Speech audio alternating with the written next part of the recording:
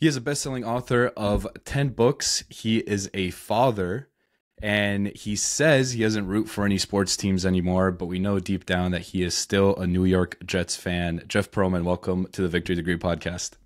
There's no such thing as a New York Jets fan. There's only New York Jets survivors. So maybe I'm a New York Jets survivor, but I probably watched 2/4 of Jet football a year, so I can't be that big of a fan. Yeah, well, maybe that's a good way to start the show, is we discuss how you became a New York Jets fan, because everyone has an origin story with their teams. And for some people, it's more on the boring side. Hey, I was flipping the channel, came across the game, decided to become a fan of the team. Your story with how you became a Jets fan is arguably one of the more interesting ways that you can become a fan, and probably one of the most interesting stories I've ever heard. So please, the floor is yours. You know, there's a movie, Sliding Doors, with Gwyneth Paltrow, where she experiences two different lives. Two things happen, and they show how her life goes in completely different directions. My sports sliding door moment is being at the table in my hometown of Mahopac, New York. I'm probably 6 years old, and my brother David is 8. My brother declares he's going to be a New York Giants fan. So I declare I'll be a Jets fan. Now, my brother has not watched a football game, probably ever. Maybe he's been at a Super Bowl party and there's been a little bit of a game, but that's it. So the 4 Super Bowls the Giants have won since then don't mean anything to him. Lawrence Taylor, Eli Manning, Phil Simms, Tiki Barber, Victor Cruz. He doesn't know who they are. He literally doesn't know who they are. If I said Lawrence Taylor, he wouldn't know who that is. Because of him, I become a Jet fan. And I know this profound disappointment in life that is Chad Pennington, Vinny Testaverde, Ray Lucas, Wayne Corbett, Keyshawn Johnson, Rich Kota. I mean, on and on and on. So the reason I'm a Jet fan is because my brother chose the Giants, condemning me to this fate. So anything he did to me growing up, whatever, pinning me down and tickling me, or pinning me down and punching me, cannot compare to what he did in making me a Jet fan. That was the ultimate. He was playing the long game. He knew exactly what he was doing. He was like, I think these Jets are probably going to be bad for a while and become a Giants fan, and the rest is history. And now you're here stuck with Aaron Rodgers. Every once in a while, the Giants have a really bad season, and you think, oh, it's great, Jets are going to be. But the Giants stink this year, but the Jets are even more miserable because everyone knew the Giants would stink this year. So this is one of the most painful Jet experiences seasons I've seen, because everyone thought they were going to be decent, and they're just miserable. And it's like a miserable team. They're not even fun, and that sucks. What were your honest expectations for the Jets coming in? Super Bowl contender, honestly, God. I thought Breece Hall, Garrett Wilson, they get Mike Williams, they revamp the offensive line, they draft a really good running back. Obviously, Aaron Rodgers looked great. Defense looked pretty good. They get Reddick from the Eagles. It's going to be great. Sauce Gardner, Reed in the secondary. It's great. I honestly thought they were going to be a legit Super Bowl contender, but I should have known, having followed the Jets for 40 years, that that's a ridiculous way to think. I just didn't know. Yeah, I was strongly considering putting money on them to win that division, because I mean, coming into the season as well, you look at the Bills losing Stephon Diggs. They have Keon Coleman. He's a rookie. You start to think maybe some of the weapons on offense aren't there. The defense, they always deal with injuries every year. So it's like maybe the Bills take a step back. The Dolphins, they lost a lot of pieces on defense. The Patriots, we all knew were going to be bad. And so I was like, dang, if it comes down to the Jets and Bills, I think the Jets could give, the Bills a run for their money, win that division. But here we are, 2-6. I mean, not only that, the Jets select Sam Darnold, and then later in that same draft, the Bills get Josh Allen. So there's nothing more Jetty than that. It reminds me of when I was a kid and the Jets drafted Ken O'Brien and the Dolphins then drafted Dan Marino. The Jets drafted Altoon, and then the 49ers drafted Jerry Rice. It's an endless recycling line, dumpster fire of Jet hell. Some things never change. We could talk about the Jets for hours. Jeff, let's not. Yeah, probably for the sake of you, me, and the audience, let's move on to maybe some better things. Some of those better things is your writing, and so for people who don't know, maybe they live under a rock. Jeff Pearlman, you are, in my opinion, one of the best sports writers, biographers that we currently have. I mean, you've highlighted the lives of Brett Favre, Walter Payton, Bo Jackson. You took a look at the early years of Kobe Bryant and Shaq, 96 to 2004, with Phil Jackson, the 90's Cowboys. I mean, you've really chronicled some of, the most spectacular players and then teams. And so I'm curious, you go through all your books and everything that you've written. How do you pick a topic? Like, how do you get to, I want to highlight the life of this player or this team? That's a good question. I mean, a lot of it is like, so your kind words aside, like I'm not Stephen King or Michael Lewis or John Grisham. Like I don't have a name that's going to sell a book automatically. I'm very aware of that. So topic is really important. And if you look at the topics I've written about, for the most part, except for my USFL book, they've all been major figures in sports, either team-wise, 86 Mets, 90s Cowboys, the Lakers of the Shaq years and the Magic years, or Favre, Walter Payton, etc., Bo Jackson. And even my two books that didn't sell particularly well, Barry Bonds, Roger Clemens, they could have sold well, like they were contenders to, they just didn't, but they were big names. So I'm very into sort of icons and iconic figures. And I think there's really a difference. Like, it's weird. I think Brett Favre is iconic. I think Joe Montana was a great NFL quarterback. Like, I think Bo Jackson was iconic. I think Steve Young was a great, just to use your 49ers fan, was a great NFL player. It's almost like you know it when you see it. Like there's something about Brett Favre, for good and for bad, that really moved people. And the emotional impact of his presence was very, very profound. And Joe Montana was a great quarterback. John Elway was a great quarterback. Lamar Jackson's a great quarterback. But I'm not sure those guys have the emotional resonance. And like Bo Jackson, my last book, Bo Jackson was not a dynamic figure, but there's something really special about the what if of Bo Jackson and what could have been and who he could have become. And all these people who talk about, I saw the greatest athlete of all time, and it's not who you think, it's Bo Jackson. So it's almost like you know it when you see it, and you look and you look and you look. Like I'm writing a Tupac book now. Like Tupac and Chuck D was just, of Public Enemy, was just as important a figure in hip hop and politics and the merging of such as Tupac. But there's something about Tupac, maybe it's Young Death, that makes him iconic and probably just makes Chuck D really great. You kind of know when you see it. So for today's podcast, I picked out pretty much two main topics that really stuck with me. And I was hoping we could go into a little more depth into those two. And then there's we were joking around before we started recording. For those unaware, go on TikTok, look up, search Jeff Pearlman, go to his TikTok page, and then be prepared to scroll for like 2 to 3 hours, because you will not be able to stop watching his videos and the stories that you have and you tell from your research and from your experience. It's funny, before we get into some of these topics, on one of your TikTok videos, I don't know if you saw this, somebody had commented, I'm not going to get the exact quote right, but they essentially said to the effect of, Hulu needs to start a series on you because of your experiences and your stories and everything that you've been through in getting stories for your books. And then I thought about, I watched your interview, on the Dan Patrick Show and other podcasts. And, when you were promoting the Bo Jackson book, you had said how Bo was this bigger than life character. He was this, almost mythological character, right? Where you heard stories about Bo, but you didn't really know who Bo really was. I would almost say that your experience in your life is similar in that regard. I mean, some of the things that you've gone through, I mean, truly remarkable. All right, here's where I'm going to agree, disagree. I'm mainly going to disagree. Or I'm not going to disagree, but I'll say this. I just said this to my wife recently. Like, the truth of the matter is, we all have stories. Like, we all have stories.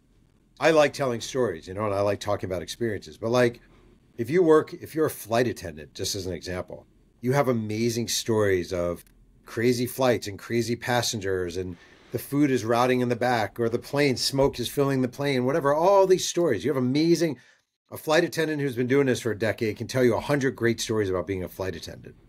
A sanitation worker can tell you amazing stories about the things they found in the garbage truck. Oh my God, there was this gold necklace. It turns out it's worth, $5,000. Like, I'm not saying this humbly. I really mean it. Like, we all have stories. The stories I tell tend to involve like famous sports figures, just because I've been a sports writer.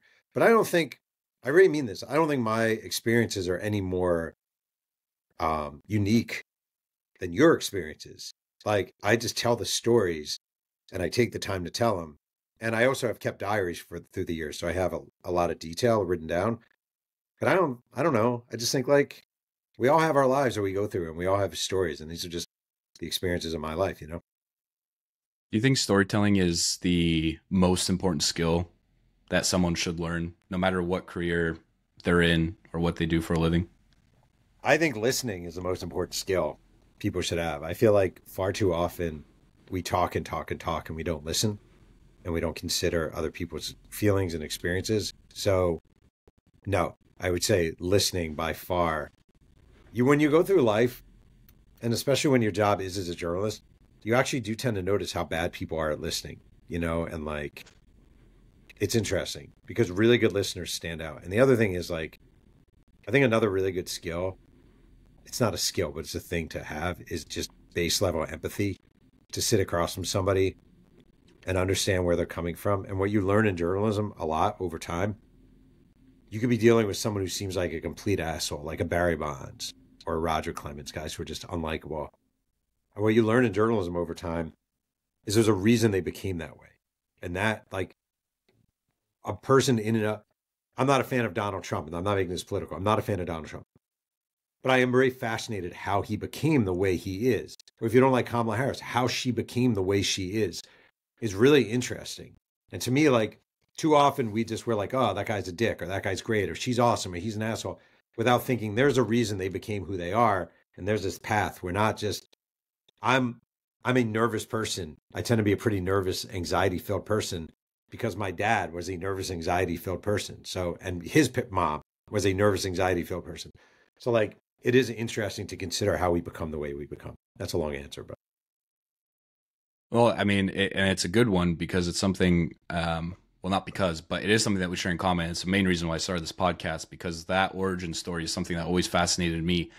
And even beyond the origin stories, like how many ducks have to line up in a row for someone to get to where they are. You know, I just had Jason Cole on the podcast and we were talking about John Elway. And, you know, for Elway, his family ended up moving to LA from the state of Washington. And Elway first started playing quarterback in Washington State, but the high school that he was playing for basically never ran or never passed the ball. Like they ran the style offense. It was like they would pass 10 times a game. They moved to this high school in LA where they had this head coach who believed in letting it fly, and they passed 30, 40 times a game. And Elway is quoted as saying, if I had not gone to that high school, I probably don't become the quarterback or don't play football in the manner that I did, because it just it allowed me to use my skill set, which was throwing the ball. And then also, for those unaware, go on YouTube, type in John Elway high school highlights. It is some of the most impressive stuff you will see from a high school quarterback ever. Well, and Brett Favre, when he was in the Kill, Mississippi, his dad, Irv, was a coach. And his dad, they had a halfback named Charles Burton, little halfback, played some college, but carried the ball probably 25 times a game. Brett Favre threw at most 8 times a game. He was on nobody's radar, but a Southern Miss assistant coach just happened upon him, went to a practice. You know, like, Favre easily could have been completely ignored and played at some division, whatever school, and you never would have sniffed the NFL. So there are a million different little moments in all of our lives that take us left and right, and we don't even think about them. Yeah, and another name that comes to mind is Aaron Rodgers. And I know you read Ian O'Connor's book. I had Ian O'Connor on the podcast. Fantastic book on Rodgers. Out of the Darkness, highly recommend. But Rodgers too. I mean, Cal was scouting. What was it? Their tight end, I think. The tight end on the JUCO team that Rodgers was playing on. Oh yeah. And he happened to see this Rodgers guy, and he was like, "Wait a second, who is this?" So I mean, we could do a whole podcast on those types of stories. Yep. You're right. All right, Jeff. I want to get into the Lakers. Okay. The Lakers from 96 to 2004. That is the topic of your book, 3-Ring Circus. That Lakers team with Kobe and Shaq probably scarred me more than any other sports team in the history of my fandom. Being a Sacramento Kings fan, especially that 02 series, Game 6. I want to get your thoughts on what happened there. So we'll slowly maybe build up to that 0-2 series. But let's start with Kobe, and who Kobe was coming into the league, and then how Kobe progressed as the Lakers team progressed towards their first ring. Well, I mean, he came in, he was barely 18. You think about how young that is now. It's just crazy. He was 18 years old coming into the league. He was a pretty self-assured kid, but also like really socially awkward kid who had spent a lot of his youth in Italy. Then goes to this leafy suburb, Lower Merion, and plays. So he's like, it's a weird phenomenon. I grew up in a mostly white town, and my best friend was black. And it gave me a little bit of an understanding of what it is to grow up black or just different in a town where everyone looks differently. And in a lot of ways, you are expected to behave a certain way, and there's a little bit of pressure to fulfill those expectations. Like I remember when I was growing up, we had 2 black kids in my grade of 330 kids. And everyone just assumed they would be good breakdancers. This is the 80s. It's super weird, but everyone assumed that. I remember this vividly. They must know breakdancing and blah, blah, blah. And then you kind of feel like, well, I guess I need to know how to breakdance. Like it's this weird need to conform to the expectations of others because you're young and you don't yet have the self-assuredness. And that was kind of Kobe. And he was really awkward. And when he showed up at the Lakers, he's trying to be what he sees around him in Nick Van Exel and Eddie Jones and Shaq and Cedric Ceballos. But he's not that guy. Like he's not the cool young guy who's like, knows how to talk to women and like he's not that. So it led to a lot of awkwardness. And he was really deliberately trying to project this like, I'm the man kind of thing. His first meeting with his teammates, they go around, everyone goes around introducing themselves. This is at camp. And he goes, my name is Kobe. I'm from Lower Merion. Nobody here is going to punk me. He was 18 years old saying this to Shaq and Nick Van Exel. It's like, fuck you. Nobody's going to punk you. So he really tried, and he succeeded in putting up this wall. And like teammates didn't like him. Like they tolerated him. They kind of respected him. When he shot the 4 air balls versus Utah as a rookie, I mean, that was a disaster. And on the one hand, they admired that he had the guts to do it. And on the other hand, it's like, who the hell is this guy? You're 18, 19 years old. And he's just he's a weird character because on the one hand, he's horribly unlikable as a young person in a lot of ways. But on the other hand, everything he was doing at that age made him who he was. Like, he did not care if you thought he was an asshole. He did not care about choking in Utah. Like, he was back in the gym shooting jumpers that very night. He didn't care if you didn't want to talk to him. When he got married to his Vanessa, who he met when he was like 19 and she's in high school, he didn't invite a single teammate. And not only did not invite a single teammate, he didn't even tell him he was getting married. Like, he just didn't care. And like, for as much as a warped personality as that developed, it also gave him a really thick skin and an immunity to criticism from teammates. So all those times Shaq would be annoyed at Kobe for not coming to him, for not confiding in him. Kobe didn't give a shit. In a lot of ways, Kobe was more of the adult than Shaq, because Shaq was very sensitive. And Kobe was like, look, this is me. I don't care. I don't care if you like me. I'm not Batman to your Superman. Like, that does not interest me. I'm not engaging in your superhero fantasies. Like, I'm Kobe Bryant. I should be the best guy in this team. And that's who he was. Yeah, I think back to Mike Silsky's book on Kobe, which kind of studies the upbringing of Kobe. And to your point, you see a lot of that growing up in Italy. I think there's a story in there where he's playing with his dad's Italian club team, and he's yelling at these grown men saying, pass me the fucking ball, or, what I mean. And Kobe's maybe 13, 14 at the time in this, random Italian club team just yelling at these guys. And my main takeaway from Mike's book was when Kobe came back to the States, and what you just mentioned with him being awkward, he didn't know how to fit in. I mean, he went, to a mostly African-American school and grew up in an area that was mostly African-American, and he just didn't know how to fit in with that culture. He was really into storytelling. He loved reading. And he was kind of an outsider in a way through a lot of his high school career, which both hindered him, but also helped him in the sense that he would be lonely a lot of times, and he would use that loneliness as an escape, use basketball actually as an escape to cure that loneliness, and just practice for hours on end. I remember one of the things was they had, I think, just won the state championship, and the entire team was partying, and they're going to this friend's house to party, and Kobe stays for an hour and leaves and goes back home, and it's like, every high schooler's dream to go to this like big party, and all the girls are there and whatever, and Kobe's like, yeah, I'm really not into this. So it's interesting how that kind of follows him as he gets to the Lakers. Well, you're not just gonna be 18 and change who you are because you're in the NBA. Like, you're not just gonna. Also, you can't hang out with these guys. You can't get into clubs. You're too famous to have a fake ID, so it's not like you can go out even if you want to. And he was just, more than anything, honestly, he was socially awkward and clumsy and cumbersome and didn't know the lingo and didn't know the NBA at the time was really emerging. This was like the Slam magazine heyday and the merging of hip hop with basketball. So it was a lot of Allen Iverson and Stephon Marbury and Kevin Garnett.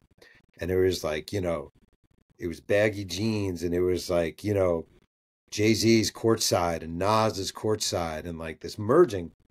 And Kobe, like, he was so not hip hop. He tried doing a rap album, and it's really bad. And it's very much more Will Smith sounding than it is Nas sounding. Like, it's just who he was.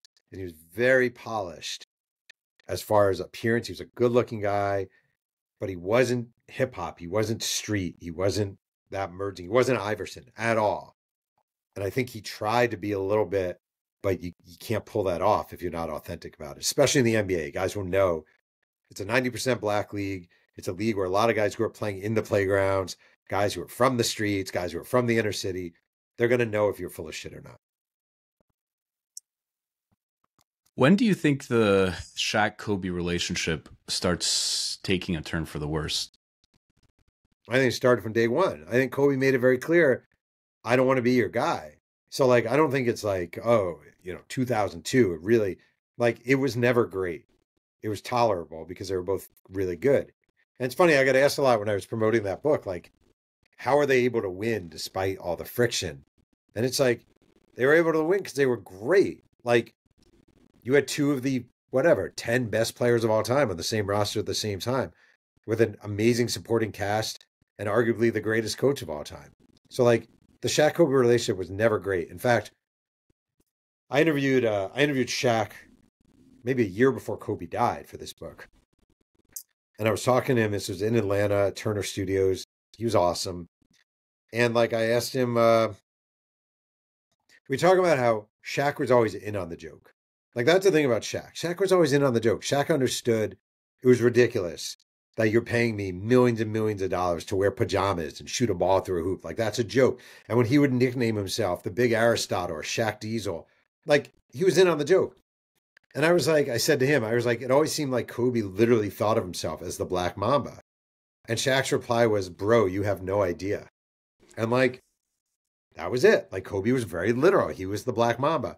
And Shaq just all thought it was very entertaining and funny. So it was never a great relationship. They were just very good basketball players, You mentioned Phil Jackson. I read 11 Rings, and okay.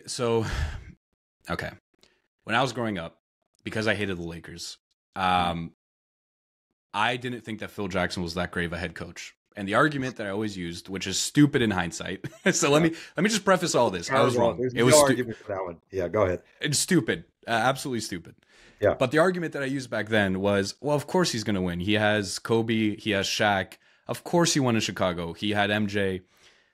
And then obviously as I grew older and became a little wiser, I started reading about Phil Jackson, and I started reading about the personalities that he had to deal with and how he managed to combine all that. What did you learn about Phil from doing research for the book? I mean, the obvious, like, it's kind of funny. So you guys were coached by Rick Adelman, the Kings. Yeah. And Rick Adelman was a totally fine NBA coach. Like, he was a totally fine Dale Harris level NBA coach. You could win a championship. I mean, they didn't, but you could win a championship with Rick Adelman as your coach if everything goes right. But Phil Jackson was this different level. Like he really was. Like he really, really understood the interpersonal dynamics of players. And maybe it's because he was a very good NBA player, but he understood the interpersonal dynamics. He understood how to motivate. He understood how to talk to certain players, not talk to other certain players. He understood how to piss players off to a point where they would play harder for him, but not give up on him. He was just like, I spent one of the most interesting days of my life driving around Montana with Phil Jackson for that book. And it was awesome. And it really was. And he's just like, he's a really good listener. He's smart. He's well read.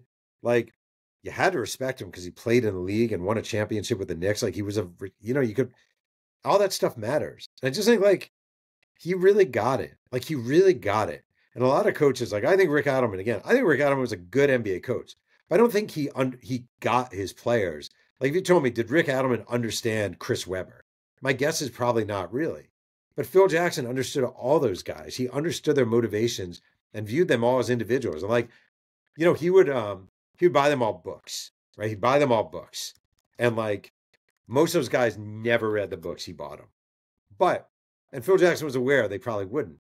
But every book was personal for that person. So when Phil Jackson would present whoever with, Rick Fox with, a Wayne Dyer motivational book, he would explain to him why I got it for him. And it made these guys feel seen, and like it was the beginning era of players tuning out their coaches because they had more power than their coaches, and they do now have much more power than coaches. But he made players feel seen. And as a result, I think they played very hard for him and really admired him as a coach, even when he said really stupid stuff, which he did at times. What was, please expand on your day with Phil Jackson and how that went down. It was great. So I knew Jeannie Buss from writing my Showtime book, my first book about the Lakers. And I asked Jeannie, she had dated Phil, obviously. She wasn't dating him anymore. But she put in a word and she gave me his email address. And I said, I emailed Phil Jackson. And I was like, is there any way you'd be willing to meet with me? I'd come out to Montana. And he sent me this gruff reply. Yeah, if you come out, I'll meet. And we met at a coffee shop. And I honestly assumed it would be like an hour. Maybe if I play this great, I can get 2 hours sitting with him, eating muffins and order coffee.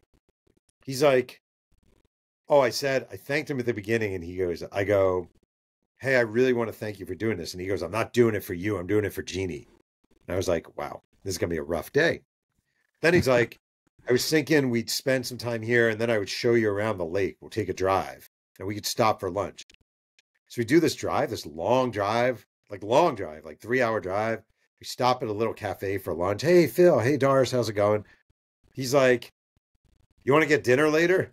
And I was like, yeah. Oh, we went back to his house. We're sitting in his house for a while. And these cats on his deck are crawling over him, right? There's like a cat crawling. And he's like, I kind of want to take a nap, but you want to meet me for dinner later? And I'm like, yeah, that'd be great. We went out for dinner. I'm like, there's a lot of stuff I never used. There's like 90% stuff I never used about Montana and the history of Montana. But he was awesome. And the thing is, like a lot of times, I think were I a younger journalist, I probably would have been intimidated and would have been like, Phil Jackson. But I was like late 40s and like I'd been around and like I wasn't afraid of Phil Jackson. And like it was just cool. It was like hanging out and talking and shooting the shit and getting some good material. And it was a delightful day. I feel like I won. I told people, I feel like I won if there was some contest where some like douchebag hedge fund guy saw like $500,000 for spend a day with Phil Jackson. I feel like I was the douchebag hedge fund guy who won the contest. So. Yeah. Or like one of those shows like Wheel of Fortune or whatever, where they give out, free car or like a car or whatever. It's like spend a day with Phil Jackson in Montana. Yeah, it was great. It was great. And every now and then I email him. I sent him my Walter Payton book. He was interested. I sent it to him. He was a cool guy. I really enjoyed him. Yeah. What I'm curious, and you don't have to give away all your secret sauce here, but like when you're sitting down with Phil Jackson, or honestly anybody for an interview for your book, like what's your mindset going into it? Obviously it's a lot different than like if you're sitting down for a podcast interview. I'm just curious, like from your perspective, like how do you go into it, and what do you define as success before the interview? So I'll do my research beforehand, but it's not like I have a ton of questions I know I'm going to ask. Like I do not go into an interview with like, okay, here's my 20 questions, and you're sitting there. A good interview is a conversation, period. A good interview is a conversation. To say, is it okay if I tape? Sure. And then you just have that thing rolling and you just talk. And because what happens with a lot of journalists, especially a lot of young journalists, is you'll have this list of questions, and it'll be like Phil Jackson will tell you about the time he was growing up. I'm just making this up. And he stepped on a piece of wood and a nail punctured his foot and blah, blah, blah. And if your next question is like, oh, so what'd your parents do for a living? Like you've lost the entire momentum of that. But that happens all the time. And I'm sure I used to do that all the time too. You lose the momentum. So interviewing is all a momentum game, and like keeping it going and really being a good listener and following up with important questions. So like my goal is to make it as much a conversation as possible. Always, as much as a conversation. A lot of times if I'm interviewing someone, like one of the key things I learned early on is like you always learn something about them that you can bring up early on to show that you understand them. So like if I were interviewing Shohei Ohtani, just as an example, I would make sure not only to know where Shohei Ohtani is from, make sure to know the neighborhood he's from and learn about some store in the neighborhood that sells interesting socks and be like, oh, do you ever go to, Shanghai Stock Exchange? I don't know, whatever, like, how do you know about that? Oh, I read about it. Sounds really cool. Oh yeah, it is very cool. Like you want to open up the channels of conversation and make it chill. So that's always a goal. Do you ever, I sometimes struggle with this where it's not really anxiety. It's just, like for me, it's a balance between keeping the momentum of the conversation and keeping it just flowing naturally versus balancing the guest time but still trying to make sure that I hit on some of the topics that I also want to hit on. So it's like always a balance, at least for me, where it's like, okay, keep it flowing, keep it just a normal conversation. But then also, like, I really want to ask Jeff about his thoughts on, the 0-2 Kings-Lakers game 6. So it's like, how do I fit that in while also trying to keep the momentum? So those are like some things that I always think of. I don't know if you have any advice on that. All right. So I think one thing I learned as I've gone on is it's good to let the person in who you're interviewing on your little insecurities and secrets. So like, I always be like, good example is like if you have a hard question to ask someone, like let's say I don't know, some TikTok video I did was really like awful and I got nailed on it over and over again. And you're uncomfortable asking me about that. Like, I always be like, look, I have to ask you a question. I know it's uncomfortable for you. It's not, I don't want to ask it, but I kind of feel like I have to as a journalist, blah, blah, blah, blah, blah. Same with time. I always be like, how much time do you have? So how much time do you have, just so I know off the bat? And they'll be like an hour. And if it's 50 minutes ago, I'll be like, you still good on time? And if you're doing a good job with the interview, usually they'll be like, yeah. Most of the time they'll be like, yeah, I'm good. Another 20 minutes. Take that other 20 minutes. So like one of the keys is letting people in. Too often, I think we're instinctively afraid to let people in. Like you're not supposed to break this wall down, but it's totally okay to break that wall down. Actually, nothing's wrong also with being like, this is just an example. Like if I'm interviewing a baseball player and some other baseball player was an asshole to me, and I'll be like, let's say I'm interviewing whoever, Mike Trout, and Anthony Rendon was a dick to me. I'm just making this up, but like, I could be like, feel it out with Trout and be like, hey, do you know, I interviewed Rendon last week, and if he makes this face, oh, what was he like? I'd be like, oh, he was kind of an asshole. And like, it just forms these little bonds. You just want these little tiny bonds that give you a little bit more, oh, this guy's just another journalist. I don't know, just some random stuff. No, that's good advice. I don't know if you know Lewis Howes, but he has a podcast, School of Greatness, and he was talking about, he interviewed Kobe before he passed away, but Kobe's team basically told him, hey, you got 20 minutes. And he was in Kobe's office. I forget where he had his office. I think it was in Santa Monica maybe. And, Kobe comes in and Lewis is like, well, he's thinking to himself, I need to find some common ground with this guy because I'd really like to get more than 20 minutes out of him. Mm-hmm. And he knew that Kobe had played handball growing up and Lewis had played handball. So he was like, hey, Kobe, they just started talking about handball. And Kobe was like, oh, yeah. Like he was actually super passionate about handball. And the interview was going on for 25 minutes and, Lewis was like, to your point, he was like, hey, we still got on time. Kobe's like, oh yeah. Like, let's keep going. So it's like finding that common ground. I think that's good advice. I've seen it in other spots. But yeah, I'll definitely take that. Yeah, 100%. He's right. If you find out whoever Mookie Betts, like Mookie, perfect example. Mookie Betts loves pickleball. I saw a video the other day of Mookie Betts loving pickleball. If I were interviewing Mookie Betts, if someone assigned me to do a piece on Mookie Betts, the first thing I would ask him about is pickleball. And I would talk about pickleball, my experiences playing pickleball. I wouldn't, because everyone else is asking, the first question is going to be about baseball, about wherever you grew up, about being traded from the Red Sox, all that stuff. Pickleball is an amazing entrance way for interviewing Mookie Betts, just as an example. So, Jeff, what you're telling me is I should start off the podcast asking you about your experience as a volunteer for feeding rescue workers after 9/11. That's really how this podcast should have started. And then we could have pivoted to Lakers. No, you did a great start. You started with me being a sad Jet fan. And that was actually good. That was really good. That's something I can, cry about all day. So that was good. All right, great. All right, back to the Lakers. So we talked about Kobe, the Kobe-Shaq relationship, the impact that Phil Jackson had on Kobe and Shaq and the entire Lakers team. I want to get into 02 Kings-Lakers. I kind of foreshadowed this before we start talking about this topic, but I heard something, this theory, and I want to get your opinion on it.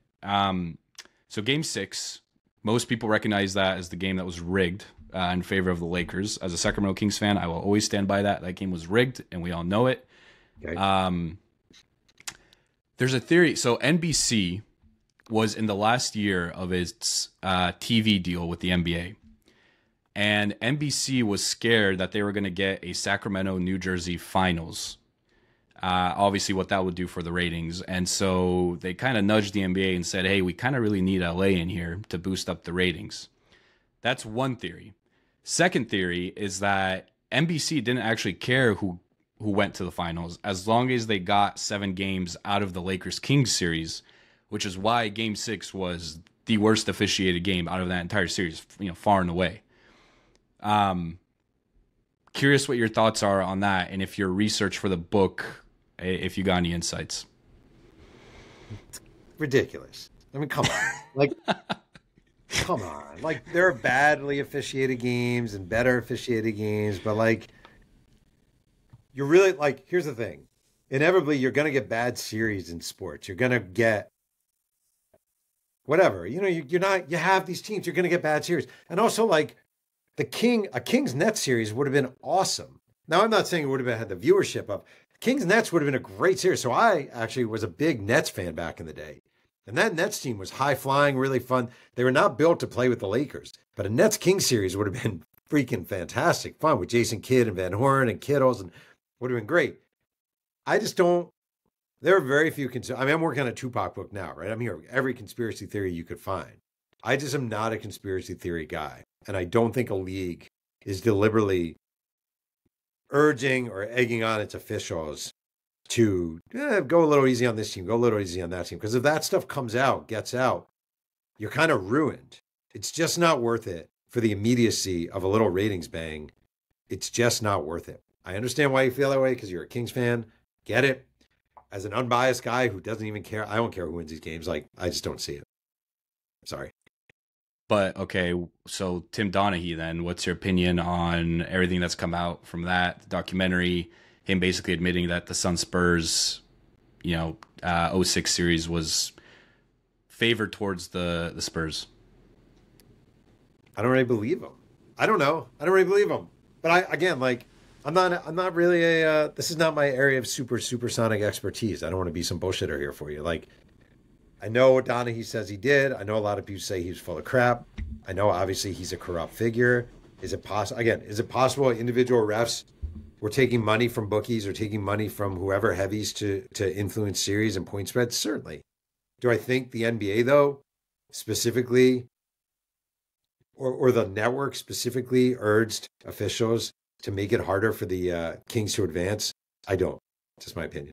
I might be wrong. I mean, it helps me sleep at night. So, there are better experts than me. I just wrote a book, for real. They're better experts than me. One thing that you did write about in the book, and that has been highlighted, is Kobe's rape case. Mm-hmm. And you had made a TikTok on it saying, basically, if you read the details of the investigation and of the allegations, a lot of it is tied to Kobe and his personality, and there's some awkwardness in there. Can you explain some of that and kind of what you found out from reading that investigation? Yeah, well, I actually went to Eagle, Colorado, where it took place, and spoke with a lot of people. And it's interesting. Like, do I think Kobe raped this woman? Yes. Do I think Kobe thought he was raping this woman? No. And I know that sounds like a cop-out answer, but I don't mean it that way. Kobe Bryant was really awkward. And he was really awkward and actually weirdly inexperienced with women. Like, if you told me Kobe had sex with 4 women up to that point, I would probably believe it. You know, like 3 women, I'd probably believe it. Like, he was not experienced. And I could see him thinking, oh, she's coming back to my room. Oh, she's being kind of flirty. Oh, I kissed her. Like, it's not an excuse. It's bullshit. And like, it's ridiculous. And like, men obviously need to know it. I'm just saying, I could see him being naive and dumb and wayward enough to actually, when the police show up later that night, being shocked and being like, wait, what do you mean? You know? So do I think he did it? Yeah, I do. Do I think it's possible he honestly just thought they were 2 consensual adults hooking up? I do, but I wasn't there in the room, so it's hard for me to say. What was the ripple effect of that with his relationship with Shaq, and then even in a broader sense, the rest of the Lakers teammates? Well, the problem with his relationship with Shaq is he said to investigators, you know, Shaq fucks around all the time. And like Shaq, that got back to Shaq, and that was not good. It was mainly an annoyance because it became like it sucked the oxygen out of everything. So he would go to Eagle, have to fly back for games, fly back to Eagle, fly back to games, report late, check in the second quarter. Like, it really ruined, like, the one thing about an NBA season or any sports season is you really get into a flow. Now, sometimes it gets really boring, but you do get into a familiar pattern and a familiar flow. And when things like that break up the flow or break up the pattern, it can be very annoying for other teammates. And also, the other thing that doesn't get spoken about a lot, just in sports in general, is what happens in moments like this is suddenly all your teammates are having to answer questions from the media about the shit you've done. So, like, you're Samaki Walker, or you're Derek Fisher, or you're Shaq, or you're Rick Fox, and all of a sudden you're being asked after games, and not being asked about like the 12 rebounds you had against Philly. You're being asked about your teammate and how this is affecting you. And it all becomes a self-fulfilling prophecy. Like, the media will ask an athlete, is this a distraction? And the questions itself actually make it a distraction. So yeah, it's a distraction because you're asking me about it 100 times. And then who does the blame fall upon? It falls upon, rightly, Kobe Bryant, because he was the idiot who had either raped or had sex, but, you know, she believed rape with a hotel, you know, manager. So yeah, not good. And then I think there's that story of Shaq making a rap song or something about the whole situation. Was that, Oh yeah, is that he did true? do that. He did that on a flight. He made a mocking rap about Kobe when Kobe wasn't there, and teammates told me about it. I mean, look, Shaq was Shaq was lighthearted, and Shaq did not like Kobe. And Shaq resented all this nonsense for good reasons. So they weren't happy with Kobe, and there was a lot of like, we've got his back, but did they really have his back? I mean, they weren't throwing him under the bus, but they weren't thrilled with him. When you look back on the book, but then even larger than that, just the legacy of that Lakers team, the legacy of Shaq and Kobe, what's like your main takeaway? Well, I was thinking about something actually because you were asking me about the Kings. The Kings were loaded. Like, that Kings team was better than that Don't Lakers. don't I'm do sorry. this, Jeff. I get it. Don't do that. That Kings team was so good. And like, Bibby in his prime, Doug Christie in his prime, obviously Weber in his prime, Peja, Turkoglu. I mean, they were loaded. They were a better team. I guess I just felt like saying that. But the Lakers, like, I mean, the legacy is like, it's one of the great duos of all time in sports. And like, if you take Phil Jackson, the great trio. And I also think one of the things that's very interesting, it goes overlooked, is just the brilliance with which that team was built. Like, if you look at that roster, it's like, all right, you have these 2 foundational superstars. Now, what can we put around them that works? You know, like, and on the one hand, like, if you think about the Kings were this team of stars, and they had a lot of guys who were big names, who were first round picks, who were like Special players. Payton in his prime was a special player. Mike Bibby was a special player. Chris Webber was a special player. Yeah, a lot of special players in that team. Vlade. The Lakers, Derek Fisher was not special. Rick Fox was not special. Devian George was not special. Robert Horry was not special. Madsen certainly wasn't special. They had an old Mitch Richmond. They had Brian Shaw, not special. Samaki Walker. But they all fit in. They all filled gaps. And that Laker team, I think it was overlooked because of Shaq Kobe, how brilliantly they were constructed. I think that's something like, here's a perfectly constructed team built around two superstars. That's a good way to summarize it. The Kings had a lot of B plus players. The Lakers had 2 A plus players, and then a bunch of B minus, C plus. Yeah, right. A lot of those guys are on the bench in the NBA. Like Rick Fox is not a star in any NBA team. Derek Fisher is not a star. They were guys. They were your 6 men. They had a lot of 6 men on that team. You know. Yeah, that's a good way to put it. All right. Well, I thought this was going great until you had to remind me again of how much better the Kings were than the Lakers. And so here we are. So, Jeff, here's what I want to do. I picked just some random stories that I thought were over the top interesting. So I want to pick your brain on those. And those are kind of be more of like a rapid fire segment. And then I want to end the pod with some 90s Cowboys talk.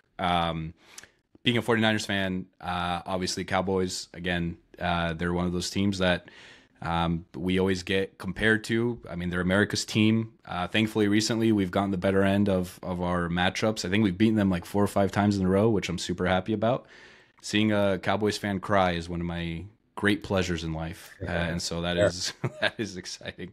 All right, Jeff, so some of these more rapid fire stories. 1996, 3 NBA high schoolers enter the NBA draft. Who were they? Yep. And you actually interviewed one of the 3, if you could talk about that. It was Kobe, it was Jermaine O'Neal, and there was Taj Red McDavid from South Carolina. And still my most viewed TikTok video, like 5 million views, weirdly. And Taj McDavid was a kid who was a good high school player, but pretty much a Division II NBA, Division II college player. And his uncle convinced him that he should declare himself eligible for the NBA draft. So he does. And of course, he doesn't get drafted and loses his eligibility and all this stuff and never plays college ball. And I remember at the time being just fascinated in 1996 by Taj Red McDavid. And years later, I was writing for Bleacher Report and I said, I want to track down Taj Red McDavid. And I told them the story and they said, go for it. And I flew to South Carolina because all I had was an address. I didn't have a phone number. And I knocked on the door of like this mobile home. And his uncle answered, and inside was Taj McDavid. And we spoke for hours. I told him what I was doing. He was awesome. And like, there are a lot of these stories, most of those stories seem to end in a negative way. And now he's been out of work for years, or he had blah, blah, blah, back surgery and can barely walk, or he weighs 500 pounds and he's in a wheelchair. He went back to school and became a paralegal and was living a really good life, had a daughter, was a good dad, pretty happy, and doesn't play basketball anymore, but enjoyed it and thought it was funny I was there. So that was really cool, actually. I love that experience. The next one is related to Walter Payton. And we had Merrill Hodge on the podcast, and Merrill just talked at great lengths about the impact that Walter had on his both desire to play football and then also just on his playing career, emulating the way that Walter practiced, the way that Walter viewed football, and the desire for greatness that he had. Unfortunately, Walter's story ends tragically with him passing away at 45. But you also had some stories about NFL safety back then, the way that players, both players in the league viewed safety, and how that may have contributed to Walter's early death. And so if you could just talk a little bit about the circumstances of the league, player safety when Walter was playing. And then I want to bring us to present day and talk specifically about Tua. Well, the problem is when I was reading that book, CTE was just bubbling up as a thing. So there weren't really studies. And Walter Payton was buried, died in 1999. So this is before they were studying players' brains. But he just took an absolute beating, like an absolute beating. He played.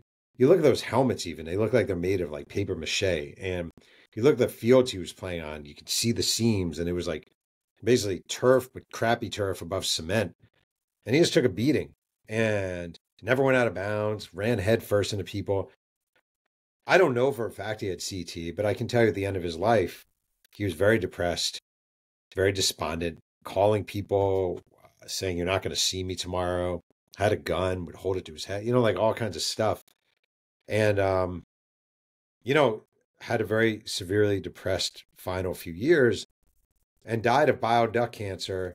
That certainly could have been related. I don't know. I'm not a doctor, so I'm not saying this is certainly the case. But like just the massive amounts and massive quantities of painkillers they were giving these guys, walking up and down the jet during the flight, and guys reaching in and grabbing a handful of pills like they were M&Ms. So, again, I don't know if he had CTE, and I don't know if painkillers led to his death, but I do know he was in a very reduced state at the end. And the other thing is, it's just really hard to be a former whatever. Like, people are always like, sometimes I wonder if you're better off having been or not been at all. Like, but his agent, Bud Holmes, told me for that book, he's like, I sometimes wonder if Walter would have had a happier life just working in Mississippi at a gas station. Because once you retire, you're just a memory to people. And you can never be what you're remembered for, but you're always remembered for it. And it's a really fucked up way to go through life. Like, for the next 60 years, you're always reminded of what you were at 30. And that's crazy. That's torture. And he kind of had that too. So, what do you think, kind of fast forwarding to present day, what do you think the NFL gets wrong about player safety? I don't think they care. Like, I really don't think that. They're fighting to go 18 games, and they're going to win, and they're going to go 18 games. And they'll say, well, we're getting rid of an exhibition game.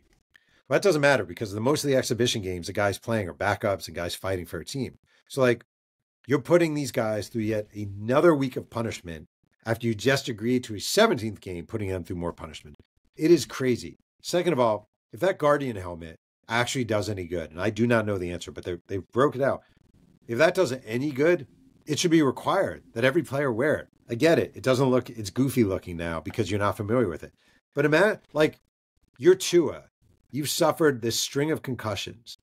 There's this thing that conceivably could make it a little safer for you not to suffer concussions, and you don't wear it. You choose not to wear it because you don't like how it looks. Like, that is a height of insanity. And the NFL, for all they do about, like, breast cancer awareness and all this stuff and, like, vote, like, they basically hide all these players who are suffering from CTE, all these retired players. They make it really hard for them to even make claims. It just sucks. The NFL is big tobacco in a nutshell. It truly is. It's interesting because I would argue it's not even an NFL problem. Daniel Carcillo, I interviewed him. He was a prominent NHL player for the Blackhawks, and he was known for fighting, and he retired, and he had CTE, and doctors told him, hey, there's nothing we can do. The NHL tried covering it up. He went and sought natural remedies and kind of took it upon himself to heal himself, which he did. And now he's talking about CTE awareness and, the effects of playing hockey, professional hockey, and all this stuff. So, but one of the things that he does bring up is how the NHL seemingly does not care. And they try to cover up these cases because they don't want public perception to change, that all of a sudden hockey's a dangerous sport, or that football is more dangerous than we thought. And you get into the scenario where all these players, Antonio Brown, even on the football side, is a real life example of someone that's going through it right now. He signed it's funny, but honestly not very funny, but he signs all his tweets with, was it CT ESPN or whatever. Yeah.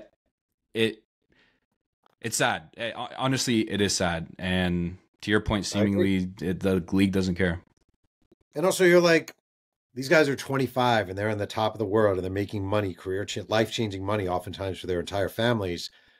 And I get being Tua and being like, why would I give this up? This is what changing my course of my family. And I just think someone from the Dolphins needs to be like, listen, someone needs to be the adult and be like, listen, we're going to give you your contract. Don't do this. Just don't do it. It's not worth it. Like, you should have 90 years in your life to live, and you should have grandkids to hold, and you want to be able to go on vacations when you're 50. And, it bothers me. That's the thing too. He's 26. He has 2 kids. He already has a family. Yeah. we could talk about concussions all day, and player safety in the NFL. On a lighter note, you had a story that intrigued me because of my ties with the 49ers, but Steve Young and Bo Jackson. So Bo Jackson is on his way to Tampa-ish, and Steve Young has a dinner with some other members of the Buccaneers. What happens? Well, this is when the Buccaneers drafted Bo Jackson first overall, and he really hated the Buccaneers. Did not want to sign with them, but he agrees to meet with them. And Hugh Culverhouse is the owner of the Bucs, and he says he's like, let's take Bo out to dinner. Steve, can you come with me and help sell? And Young is like, okay, I guess so. So they go out to dinner. It's Culverhouse, Bo, and Steve Young. And Bo, Hugh Culverhouse leaves the table for a minute. And Steve Young is here to sell the Buccaneers. And Bo says to him, he goes, Steve, just so you know, there's no fucking way I ever sign here. And Steve Young's like, okay, that's it. They never signed there. Is Bo Jackson, you've been quoted as saying Bo Jackson's greatest athlete of all time. Do you still believe that?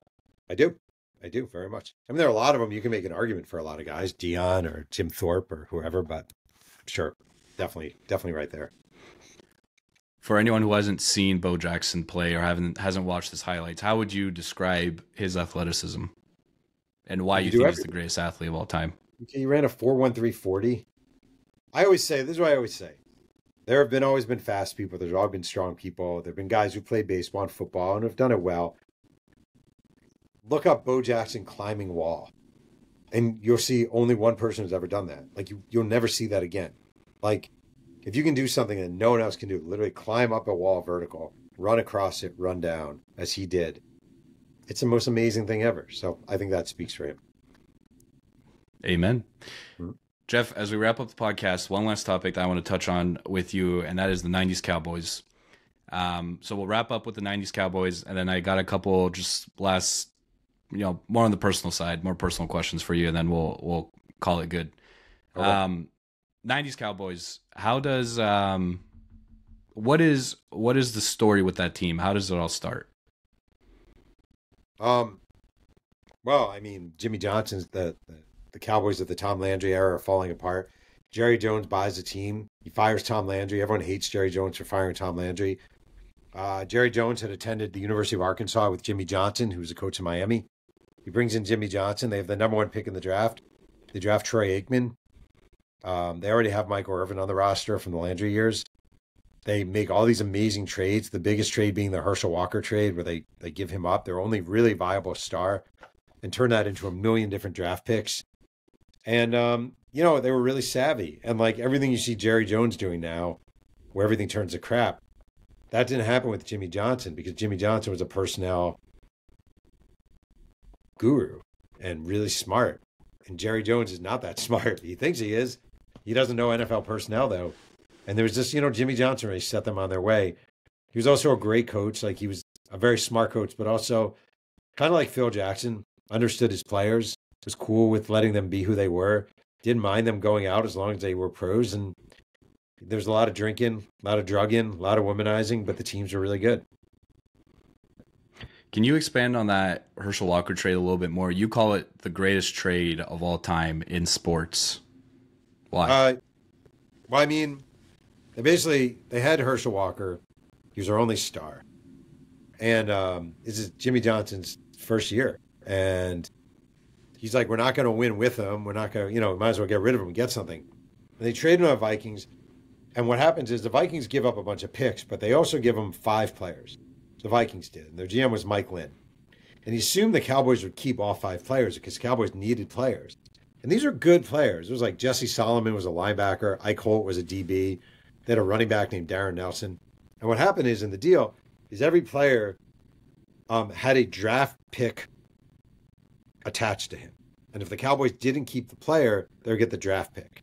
So like Jesse Solomon is worth a 3rd-round pick. Darren Nelson is worth a 4th-round pick.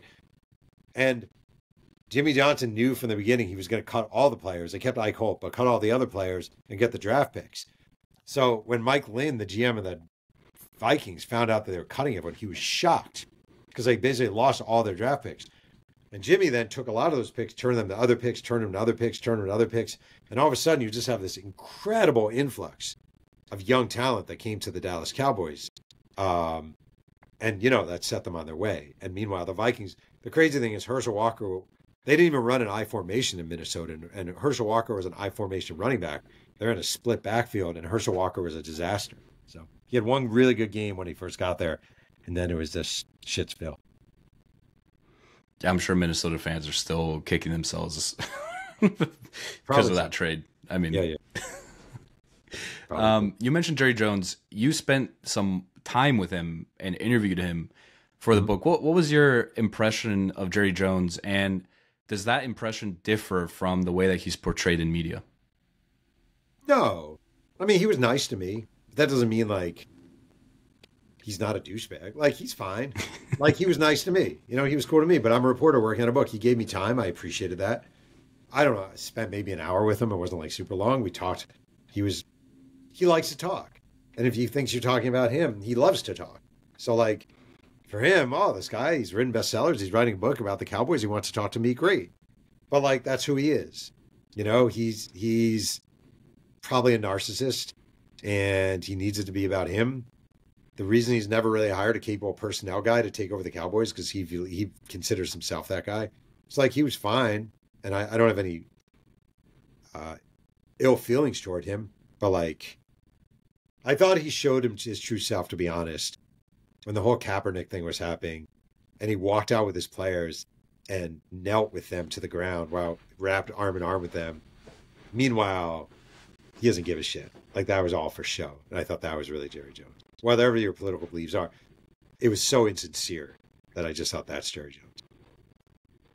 Do you think he's, I don't want to use the word scarred, but do you think it ties back at all with the Jimmy Johnson era and just him not being able to hire someone to take care of the personnel ties at all with how little control maybe he had back then? No, I think he believes he's the best guy for the job. I think he genuinely believes he's the best guy for the job.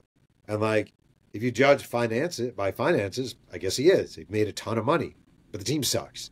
Again, yeah. It's been a long time. 1996, a long time ago. Almost 30 years since they made a Super Bowl. The Dallas Cowboys. That's actually crazy. So, he's a profitable owner. He's turned that franchise value like skyrocketed. But like, if you're a football fan, you're frustrated. What I can never get over the fact that they're America's team. That frustrates me so much. I don't get why everybody calls them America's team. It's the dumbest thing. Listen, America is the greatest country on earth. And if our team is the Dallas Cowboys, who have not made a Super Bowl in, 28 years, going on 29, then, something's wrong. It started with the whole, it started before you a little. Like, started kind of before me. It started with the Dallas Cowboy cheerleaders. It started with Roger Staubach and Drew Pearson and Tony Dorsett.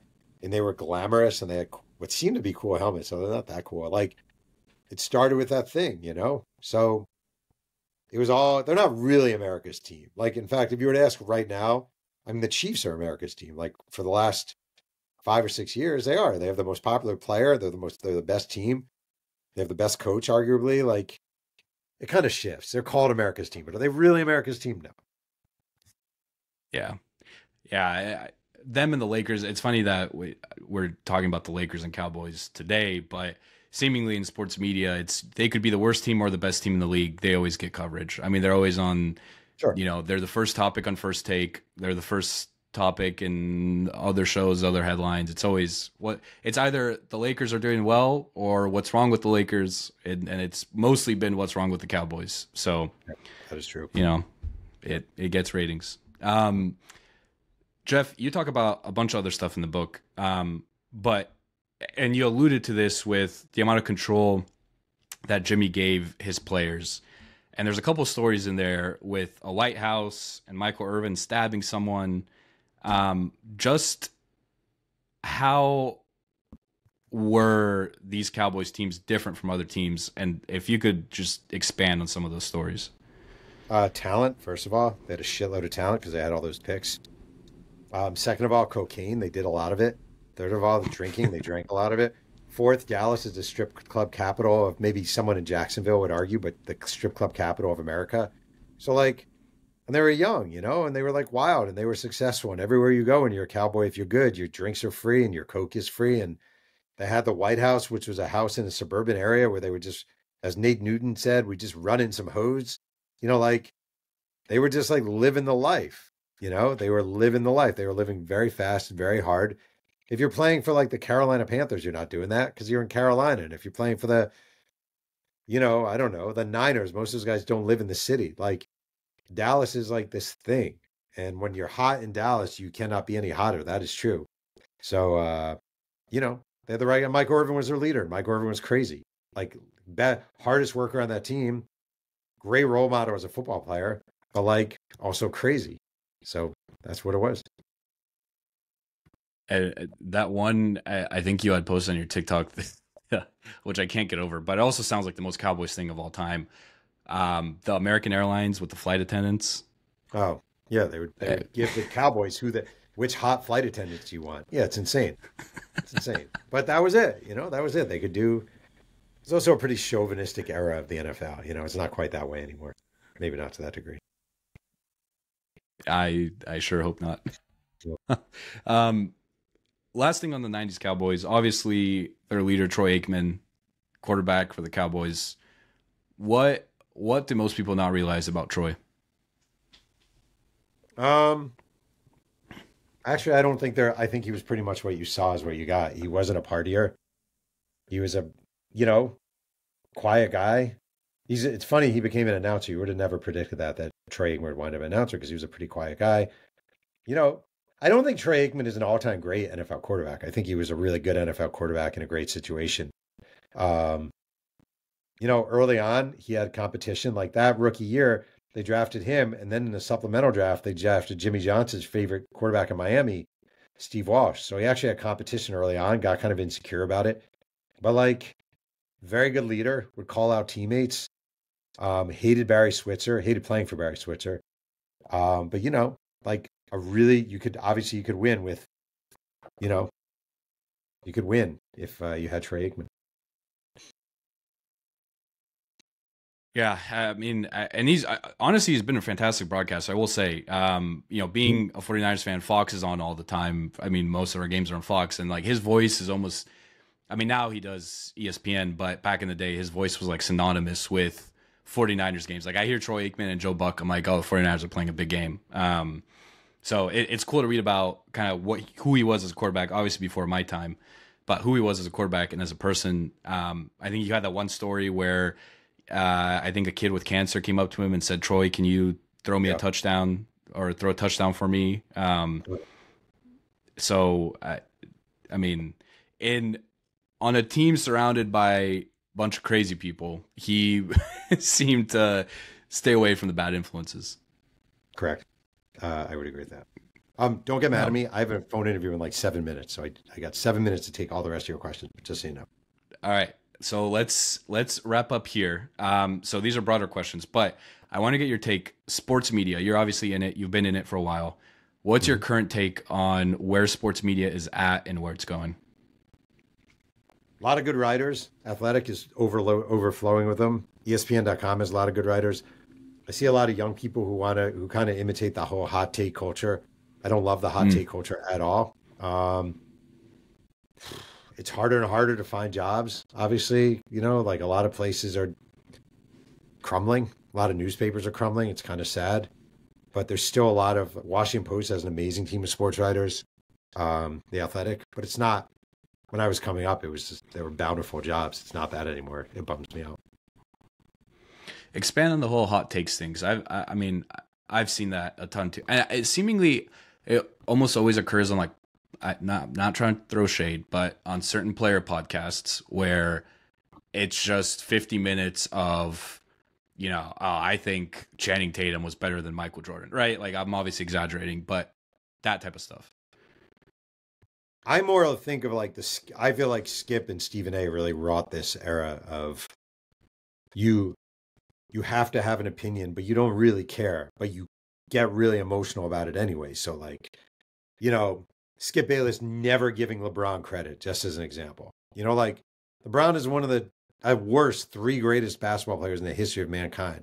that you cannot give him credit is ridiculous. Or Stephen A. getting really emotional about the Knicks adding Mikal Bridges. Like, come on, man, you're 50 whatever years old. You don't care this much about that. That's utterly preposterous. So this whole like fake emotive thing, I don't love. That's just me. Like if I do a TikTok story, it's because I feel that way, you know, but like you're never going to hear me being like, yes, the Jets got, like, come on, I'm 52 years old. If I like, come on. So no. So if the Jets one day win the Super Bowl, we're not gonna see a Jeff Pearlman TikTok video celebrating. 0% chance. You might see me going like, wow, finally that happened, but that's it. Yeah. Jeff, last question here. This might be more of like a life advice type of question, but you've seen a lot, written a lot, highlighted some of the more notable athletes, teams in the history of sports. What did you think would make you happy, but it actually didn't? Oh, that's interesting. I think when I was in college, my stated goal was to be the best sports writer in America, right? I want to be the best sports writer in America, which obviously that doesn't even exist. So that's stupid. But like, I think you realize, okay, like the thing about what we just talked about with hot takes, like it's all empty calories. The reaction is all empty calories. Like it's not real. Like, all right, so someone gives you a heart and your endorphins boost a little. Someone likes your take on something. But it's not real, you know? And like praise isn't real. Like praise, when you're young, you think you need praise and you don't. Like, I just think like when I was young, I needed a lot of praise. I need everyone to tell me how great I was and you're the best this and you're so awesome and blah, blah, blah. And you honestly, you get older and like, I'm not just saying this, I swear to God, like every night I go to bed and there's my wife and she's awesome and she's such a great person. Or today, like I just talked to my son for like an hour and he's in college and like talking to your kid and like having a really good conversation with your kid or having a good meal with someone. Like the life payoffs have nothing to do with like praise, accolades. Like a really good friend of mine recently won a Pulitzer Prize. And I think that's awesome, right? I think it's awesome. For me personally, and I wouldn't give a shit anymore. Like I want my books to sell so I can continue to do it. And I want my books to sell so people enjoy them and learn about Tupac. But I don't need you to tell me how great my Tupac book is. I don't need you to tell me how good of a writer I am or not good a writer I am. Like, it's all good. There's a guy on TikTok right now who's like bashing me left and right. And everyone keeps telling me, I don't care. Like, I don't care. It doesn't bother me. It's totally fine if he bashes me. I don't care. Like, you just reach a point in your life where you realize that all that stuff it doesn't mean anything, you know, it's just noise. And for me, like true happiness is just family, friends, a good meal, a comfortable bed, a TV show you enjoy, a long walk, basketball on weekends, little things like that. Simple things in life. What would your advice be? Last question, because I know you have to run. What would your advice be to someone who might be young like myself and they're trying things, maybe they're switching careers? What would your advice be to them on how to know if you've picked the right thing or if there is some light at the end of the tunnel? Are there any signals that you looked for or that you would advise someone to look for if they're doing something like maybe a podcast? All right, so I think at the end of the day, this isn't going to be very helpful. Like, I think at the end of the day, it's all about personal satisfaction. And you may do this podcast, like, I don't know how many people listen to this. Could be 5, could be 5,000, could be 500,000. Like, at the end of the day, you just have to be happy with your work and you have to be satisfied and you have to get something out of it. And, you know, like I have a podcast I do every week. My audience hasn't grown in years. Like I get, I don't know, 1,500 listeners. That's about it. You know, like, so why do I do it? Because I enjoy talking to other writers and it's fun for me and it's something that I enjoy. And like, if you enjoy doing this podcast, that should be it. That should be good enough. As long as you're making money some way and you're able to eat and you're able to like, this business is joy. Like this stuff is fun. So like, don't forget that it's just, at the end of the day, it's just fun. Like this is a fun conversation. That's what it's all about, and like try to find personal satisfaction. And I'm not religious, but I do like when people say, give yourself grace. Like give yourself, it's okay to have a podcast nobody listens to if you enjoy it. It's okay to have a Substack nobody reads if you enjoy it and you get something out of it. It's just about growth, I don't know. Jeff Pearlman, ladies and gentlemen. Jeff, thanks so much for your time today. Before we let you go, where can the audience find more of your work? Come on, man. You can find me on TikTok at Jeff Pearlman Author. And I don't know, my books are on Amazon or you can just get them from the library or something. No pressure.